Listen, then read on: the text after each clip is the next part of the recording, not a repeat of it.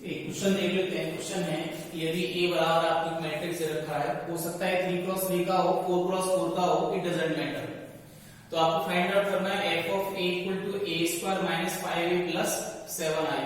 ठीक है ना, जहां पे i का मतलब क्या है, आइडेंटिटी मैट्रिक्स है। तो आइडेंटिटी मैट्रिक्स हमें उस ऑर्डर का लेना है जिस ऑर्डर का a मैट्रिक्स आपको दे रखा है। तो a मैट्रिक्स हमें 2x2 का दे रखा है, तो हमें i भी 2x2 ऑर्डर का लेना है। तो i हमारे पास बेसिकली होता क्या है, आइडेंटिटी मैट्रिक्स, जिसके मुख्य विकर्ण के समस्त अवयव क्या होते हैं, 1 1 और बाकी के एलिमेंट क्या होते हैं, 0। समटाइम्स इसको हम i2 भी बोल देते हैं। तो इस तरह से i3 की बात करें तो i3 हमारा कितना हुआ, 1 0 0 0 1 0 और 0 0 1। ठीक है, ये i3 हो गया। तो देख लेते हैं f ऑफ a। तो f ऑफ a फाइंड करने के लिए आपको सबसे पहले किसकी जरूरत पड़ेगी, a स्क्वायर की। तो हम पहले a स्क्वायर निकाल लेते हैं। तो a स्क्वायर हमें कैसे निकालना होता है, a into a करके। तो a मैट्रिक्स आपको दे रखी है 3 -1 1 और 2, और ये 3 1 -1 and 2। तो इसको मल्टीप्लाई कर लेते हैं। तो मल्टीप्लाई आप कैसे करोगे, फर्स्ट रो फर्स्ट कॉलम।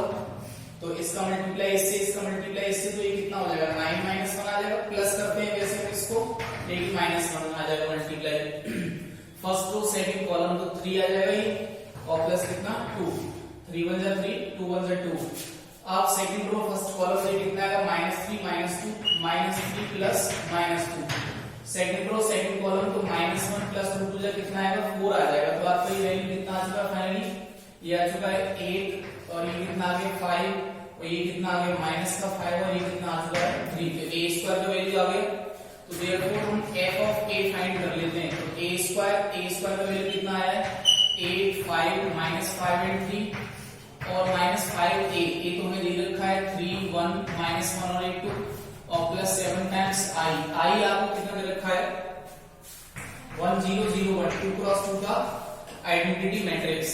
तो देखो सबसे पहले हम इसको सिंपलीफाई कर लेते हैं। तो 8 5 -5 और 3, आप 5 का मल्टीप्लाई अंदर कर दो, या -5 का अंदर मल्टीप्लाई कर दो, बाहर क्या हो जाएगा, प्लस का हो जाएगा। तो ये कितना हो जाएगा, -15, और ये कितना आएगा, -5, और ये 5, और ये कितना आएगा, -10 आ जाएगा। और 7 का मल्टीप्लाई करोगे तो कितना आएगा, 7 0 0 7। मैट्रिक्स में हम जब भी मल्टीप्लाई डिवाइड करते हैं तो हर एक एलिमेंट में मल्टीप्लाई डिवाइड करना होता है।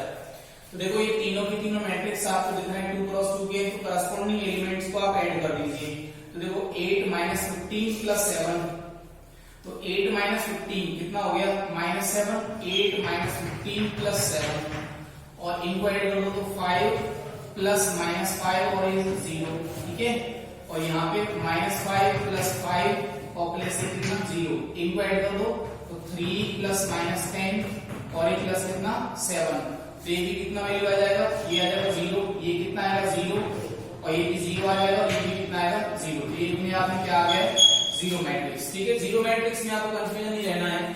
0 मैट्रिक्स तो आपका स्क्वायर भी हो सकता है और रेक्टेंगुलर भी हो सकता है। ठीक है ना, चलिए एक क्वेश्चन और देख लेते हैं कि मान आपको प्रूफ करना है कि ये मैट्रिक्स मल्टीप्लाई ये मैट्रिक्स कितना है, शून्य आपकी हो। ठीक है ना, 0 मैट्रिक्स है।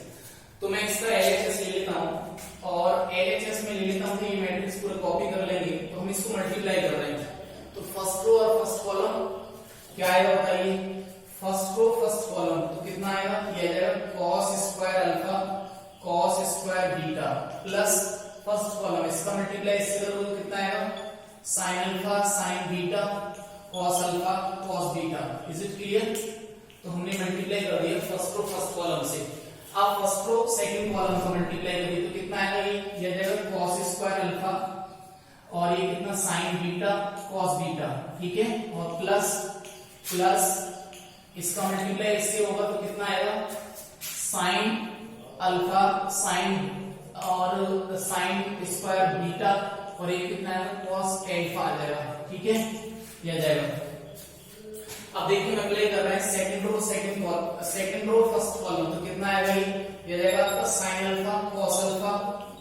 ठीक है ना, sin alpha cos alpha multiply this, तो कितना आएगा cos स्क्वायर बीटा, प्लस इसका मल्टीप्लाई इससे हो जाएगा तो कितना आएगा sin square alpha sin beta, और ये कितना cos ऑफ बीटा। ठीक है, ये आ गया। अब सेकंड रो सेकंड कॉलम करोगे आप मल्टीप्लाई तो कितना आएगा, ये आ जाएगा sin अल्फा sin बीटा, और एक cos alpha cos beta cos alpha cos beta. ठीक है, ये आ जाएगा। और इसका मल्टीप्लाई पहले आप इससे कर दोगे तो कितना आएगा ये साइन स्क्वायर अल्फा और साइन स्क्वायर कितना आएगा बीटा आएगा। ठीक है, इज इट क्लियर। अभी देखो ध्यान से देखने लगा, देखो इन दोनों से मैं कितना कॉमन ले पा रहा हूं, cos alpha cos beta common ले पा रहा हूं। यहां से मैंने cos alpha cos beta common लिया। देखो यहां क्या रह जाएगा, cos alpha cos beta plus sin alpha sin beta. ये फॉर्मूला किसका होता है, cos alpha cos beta plus sin alpha sin beta किसका फॉर्मूला होता है, cos अल्फा माइनस बीटा का। इन दोनों से अगर आप थोड़ा सा ध्यान से देखोगे तो क्या कॉमन ले पा रहे हो, एक तो आप sin बीटा कॉमन ले पा रहे हैं और एक आप इसमें से cos अल्फा कॉमन ले पा रहे हैं। ठीक है, तो यहां क्या बचा, देखो cos अल्फा बचा और cos बीटा बचा।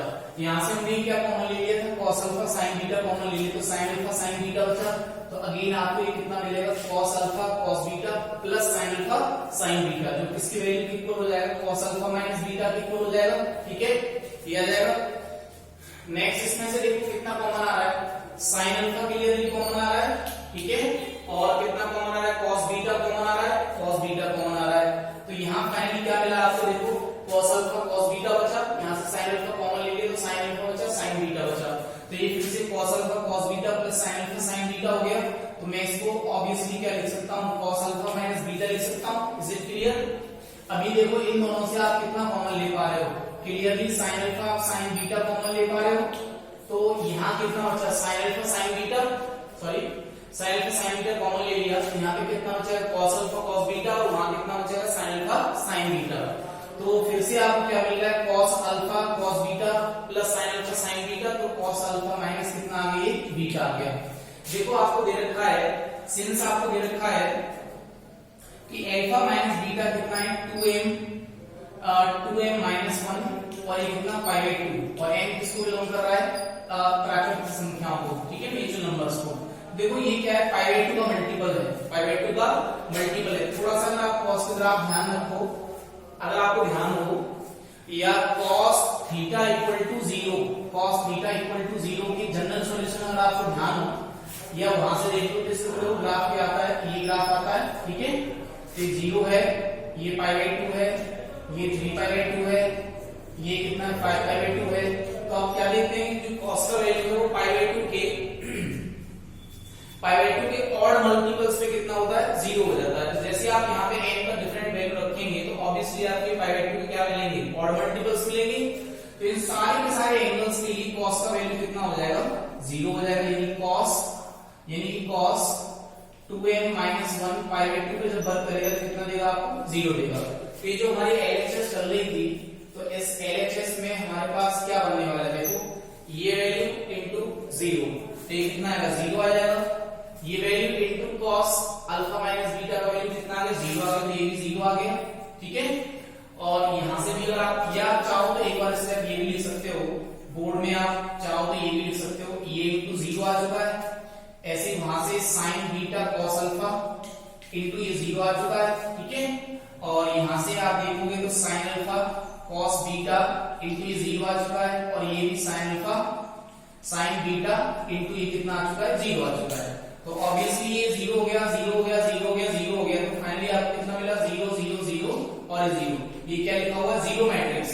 लेकिन मैं 0 मैट्रिक्स में आपको थोड़ा समझा देता हूं कि देखो 0 मैट्रिक्स 0 0 0 0 0 0, अगर आप देखोगे तो कैसा मैट्रिक्स है, रेक्टेंगुलर मैट्रिक्स है, यानी आयतीय मैट्रिक्स है। तो लेकिन ये 0 मैट्रिक्स फिर भी है, यानी 0 मैट्रिक्स में क्या है कि उसका हर एक एलिमेंट 0 होना चाहिए। It may be squared matrix और may not be squared matrix.